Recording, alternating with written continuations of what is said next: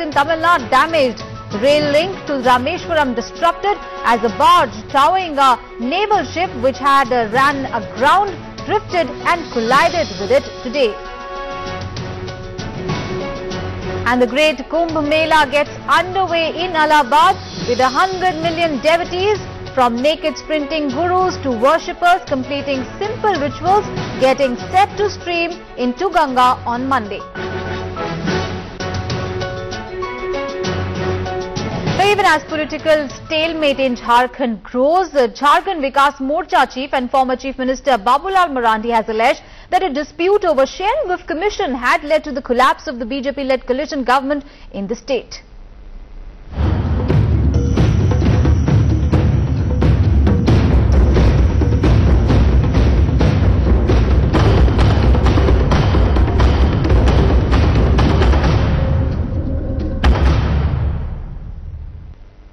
Well, Marandi has claimed that the JMM toppled the government after it was denied its share from the 1,000 crore rupees commission which the Munda government had received from foreign companies in a deal of road construction. सरकार जो गिरी है वो लेन then के कारण सरकार गिरी है। उसका एक बड़ा वजह है जो अर्जुन मुंडा के पास दो बड़े विभाग थे, ऊर्जा और पीडब्ल्यूडी सड़क। तो सड़क निर्माण में 113 किलोमीटर सड़क निर्माण का काम आईएलएफएस को 1765 करोड़ रुपया में दी गई और पीजीसीएल को बिना टेंडर के परामर्शी के लिए 1600 करोड़ का काम दिया गया। अनुमान है वो पैसा 3000 करोड़ तक पहुंच जाएगा। मैं कह सकता हूं कि उसमें से यदि सरकार टेंडर की होती तो देश के नामी गामी कई कंपनी उसमें पार्टिसिपेट करते और आज की पैसा बचता, लेकिन इन लोगों को पैसा कमाना था। मेरा इसलिए मानना है कि 1000 करोड़ रुपया का लेन देन हुआ है जिसमें शायद ठीक प्रकार से बंटवारा नहीं हुई या हेमंत सोरेन को नहीं मिला होगा और इस कारण से यह सरकार गिरी है। Well, with the number crunching game in full swing, the political situation in Jharkhand continues to be fluid. Well, the ball is in the governor's court to decide if the state should have fresh polls. Here is a report. A tug of war in Jharkhand's polity. The JMM and the Congress urging the governor not to dissolve the assembly. दल के नेता अपने दल के अध्यक्ष के साथ महामहिम से हम लोगों ने मुलाकात किया और मौजूदा राजनीतिक परिस्थिति के बारे में उनको अवगत कराया है। राज्य में सरकार बनाने की अभी भी संभावनाएं हैं और निश्चित रूप से वैकल्पिक सरकार बनने की स्थिति अभी भी है। कांग्रेस पार्टी नेशनल पार्टी है और वो समझ रही है कि कब क्या किस समय क्या करना है ना। हम लोगों ने यहाँ तक कह दिया कि जेएमएम बड़ी पार्टी है, आप उनको बुलाइए, वो आए हैं और वो यदि सरकार बनाना चाहते हैं तो हम दिल्ली से पूछ के आपको बताएंगे। It may be arguing against a dissolution, but the Congress isn't saying outright that it will support a JMM government, or even who will it support as Chief Minister. The stalemate has made it a numbers game. The 82-member assembly has the BJP and the JMM with 18 MLAs each. The Congress has 13, the Jharkhand Vikas Morcha has 11, and All Jharkhand Students Union 6, the RJD 5 and others 10. The JMM is counting on the Congress, the RJD and the independents to cobble up a coalition to cross the halfway mark. Something the BJP, the ATSU and the JVM MLAs want to prevent, which is why they're calling for a fresh mandate. Since its creation in 2000, between the JMM and the BJP, Jharkhand has seen 8 governments and 2 stints of president's rule. All eyes are now on the governor to decide which way will he lean. Bureau Report, News X. Meanwhile, the Jharkhand situation has turned into a huge political embarrassment for the BJP. Well, the party has been taking pot shots at the Congress, stating that the UPA could not manage its coalitions, especially after Mamata Banerjee's TMC left the UPA. But the exit of the JMM shows that the BJP could not manage its own coalitions either. In the 28 months of the coalition, the panel formed to coordinate between the allies met barely once. A seemingly similar situation is shaping up in Bihar as well, where the JDU is looking to pull out of the NDA combined. The Saffron Party is now in power only in Gujarat, Karnataka, Madhya Pradesh and Chhattisgarh on its own.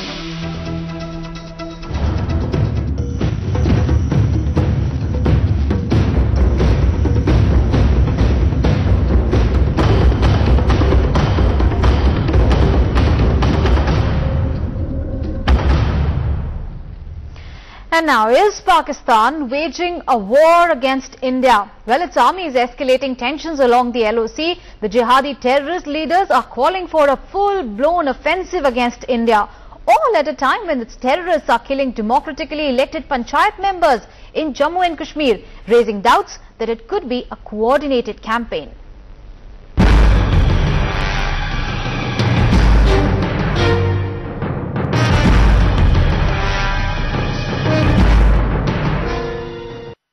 Well, last night the terrorists shot at Zuna Begum, a punch, who was hospitalized in a critical state. In the last 48 hours, the terrorists have also killed one other Sarpanch in Sopore and kidnapped and killed a contractor as well.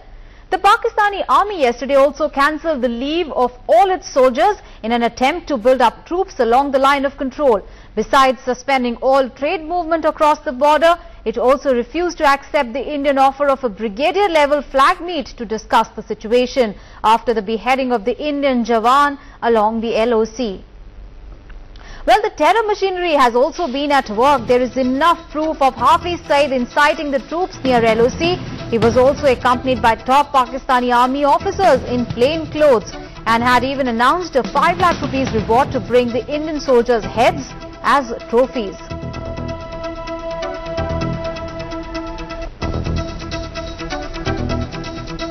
Well, on a day when Pakistan continued to mass its troops along the line of control, the Indian establishment sounded a stern warning to Pakistan.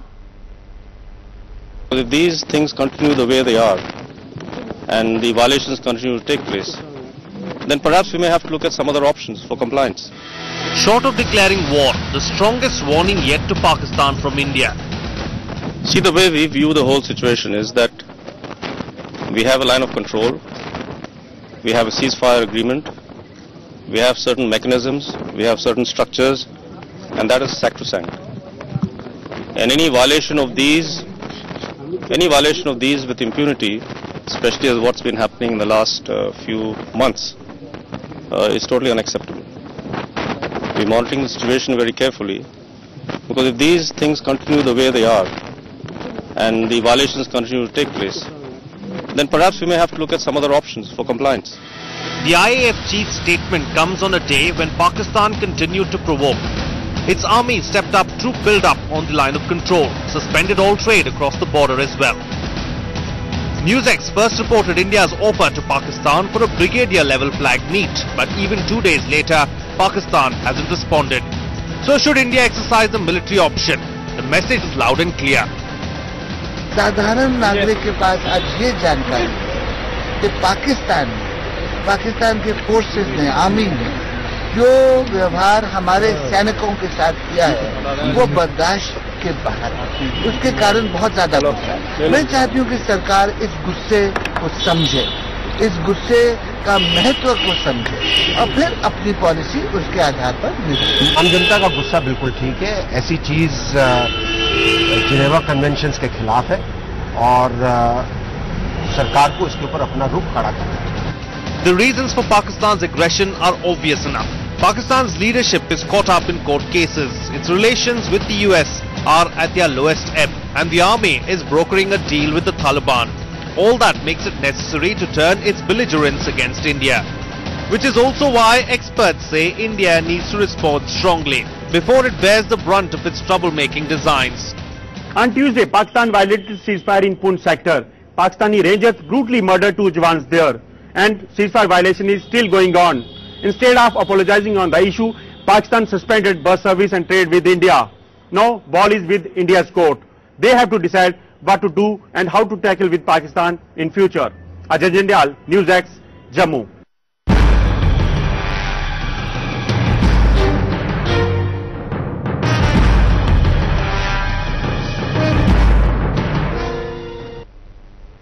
And in other news, a day after senior lawyer Ram Jethmalani met BJP President Nitin Gadkari, the leaders at an RSS meet in Delhi are demanding for a second term for Gadkari as the BJP president. Their rift created headlines. Bad press for the RSS derailing its attempt to keep this man as BJP chief for a second term, but not for long. You wouldn't resign like your son. Why should I resign? Let them. I am willing to face an expulsion. आपका suspension खत्म हो जाएगा party. देखो भाई, मैं उम्मीद करता हूं कि खत्म होगा और खत्म होना भी चाहिए. The RSS machine is back at work. First, silencing the most vocal Gadkari critic by getting him back in the BJP, and then the man himself asserting that he is not going anywhere. The RSS also camping in Delhi, using Swami Vivekananda's anniversary to strengthen the case for Gadkari. The wheel turning full circle. The RSS keeping its man firmly in the saddle. Bureau Report, NewsX. And big trouble is brewing for BJP President Nitin Gadkari, even as RSS is seeking for a second term, because the Income Tax Department has reportedly issued summons to Gadkari to appear before it for alleged tax evasion. Gadkari has been asked for his personal appearance so that he can be confronted with the documents and probe which has been conducted by IT in this regard in the last few months. The department has also been probing various firms that invested in Gadkari's company Purti Power and Sugar Limited. The probe unit in Nagpur has sent a report to the Central Board of Direct Taxes in the national capital. The department has allegedly found the details of almost 30 companies that have been in transactions with Purti Group. Gadkari had, remember, resigned from the Purti Group after the allegations of tax evasion had cropped up. And moving on, well, there seems to be no end to the violence against women in the country. In a gruesome incident in Bihar, a woman was allegedly raped and murdered by her husband and 6 others on September 27, 2011. But till date, the police have merely registered a case with none of the accused being arrested.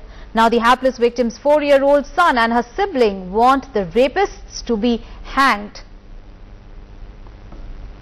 पहले दीदी का kidnap हुआ, फिर 11 दीदी का सामूहिक बलात्कार होते रहा और उसके बाद उसका दीदी का मर्डर कर दिया गया 27 तारीख को, 27 सितंबर 2011 को, और डेड बॉडी को पुनपुन रेलवे स्टेशन के जो बगल में जो NS83 है वहां फेंक दिया गया. उसके बाद आज 1.5 साल हो चुके हैं इसको लिए हुए, लेकिन अभी तक कोई अरेस्टिंग नहीं हुई है. जब भी पुलिस को कुछ बोलते हैं कि सर इतने तारीख को आप हमारे पास जाइएगा, यहाँ पर रेड मारिए, हुआ, लेकिन पुलिस टाइम पर नहीं जाती है. पापा ने गृह मंत्रालय को चिट्ठी लिख दी, वहां से जवाब आ गया कि सर बिहार सरकार उचित कार्रवाई की जाए, और फिर बिहार सरकार यहाँ से जवाब आया कि आपके उचित कार्रवाई की जाएगी, लेकिन दोबारा ये कुछ नहीं हुआ. मांग ये कर रहे हैं सर कि जो भी मांग है सर जल्दी से जल्दी उनको अरेस्ट किया जाए, और एक बार जो बाकी जो 3 जिनको बेल मिल चुका है, पुलिस शायद उस पर स्पीड अप ट्रायल करके उनको अरेस्ट कर सकती है, लेकिन पुलिस कर नहीं रही है. Now, as per the case, the victim was married to Saket Sharma in 2005. But even as she was subjected to a constant dowry harassment, Saket, the Lance Naik, had called her on 12th of September 2011, asking her to come to Shikaria Mode as some of his relatives were waiting there.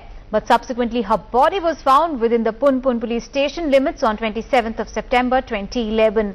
Now, the woman's family, on finding that she was actually gang raped by Saket along with 6 of her relatives and murdered, approached the police for justice. The police registered a case but failed to arrest any of the accused. Now, the victim's father had also met the Chief Minister and submitted a memorandum also, but to no avail. वो दहेज मांगता था, हम लोग गरीब थे भाई, जितना दे पाए उतना दे दिए उसको, और कल बहुत कसर लगा के पका भाषण करवा लिया, करवा के सबसे बेइज्जत भी करवाया, बलात्कार किया करवाया, और फिर बाद मर्डर कर दिया. फिर देखूं लगे हमारे बेटी के नहीं छोड़ा कि हाँ कैसन रहे. यहाँ एसपी कहे कि झमेला लगाने आए हो, ये ऐसे बोलता है, हम कहाँ जाए, तुम लोग कानून है. DSP जो करवाया है उसका पति के, ससुर के, पूरे परिवार के, कल सके फांसी मिलना चाहिए. वो तो उसका पति है, पति आपके सामने बलात्कार करवाया है. And in what comes across as yet another rape shocker, much like the Damini case, 6 men have been accused of allegedly raping a 29-year-old woman in Punjab. The woman boarded a minibus in Gurdaspur, returning to her husband's home when the driver Diler Singh and conductor Ravi abducted her. She was allegedly not allowed to alight at her village and instead was taken 22 kilometers